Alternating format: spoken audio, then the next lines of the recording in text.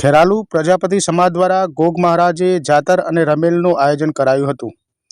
આદિતપુર ખાતે દિવસે રંગેચંગે શોભાયાત્રા પણ નીકળી હતી।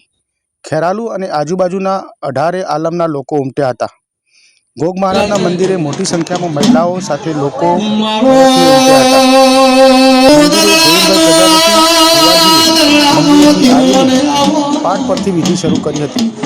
પૂર્વ નગરસેવક ગોવિંદભાઈ પ્રજાપતિ વચન આપ્યા હતા। મંદિર પર મોટી સંખ્યામાં લોકોએ ભોજન લઈને રમેલનો લાભ લીધો હતો। રિપોર્ટર સુરેશ ઠાકોર સાથે ફારૂક અહેમદ, ન્યૂઝ ખેરાલુ।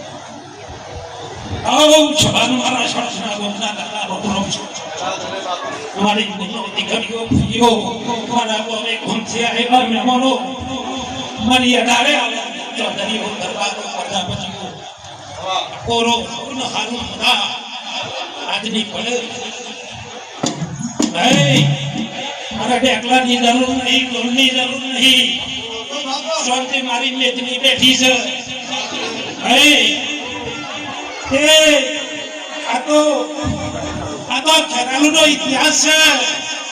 કોઈ બે ભાઈ ભેગા હોતા નથી। આ મારી પંચો કરવાની આ ગોગો રમેલનો છૂડ્યા એ પેલા તો ચોખાની કરતા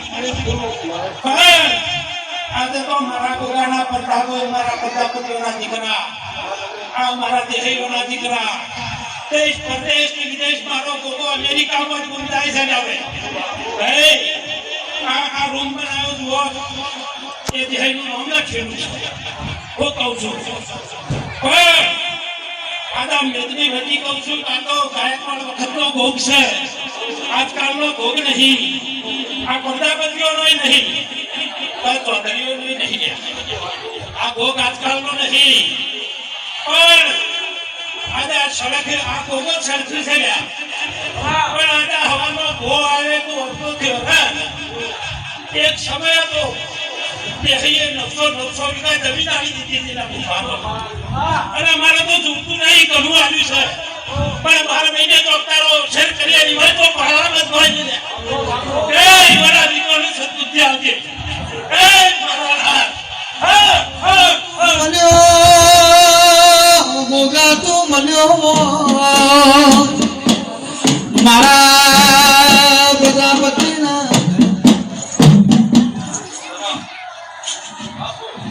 મારા દીકરાને કીધું કે કુવાશીઓ આવે મંદિરે 50 રૂપિયા બુકિંગ હોય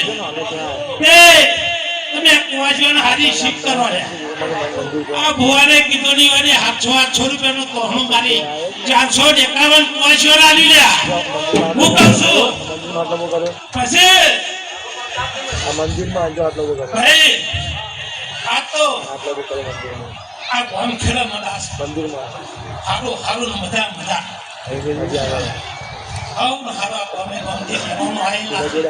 મારી માતાઓ આવી છે તે કોના હારા ભાઈ આ ભોગે 11મા 12મા મહિનામાં આ મંદિરમાં 9 લાખ રૂપિયા મારા ભક્તો મૂકી જશે। આ ભોગાની પૈસાની જરૂર નહીં, ભાવની જરૂર છે। એ મારા દીકરોને નમીન કાઢજો।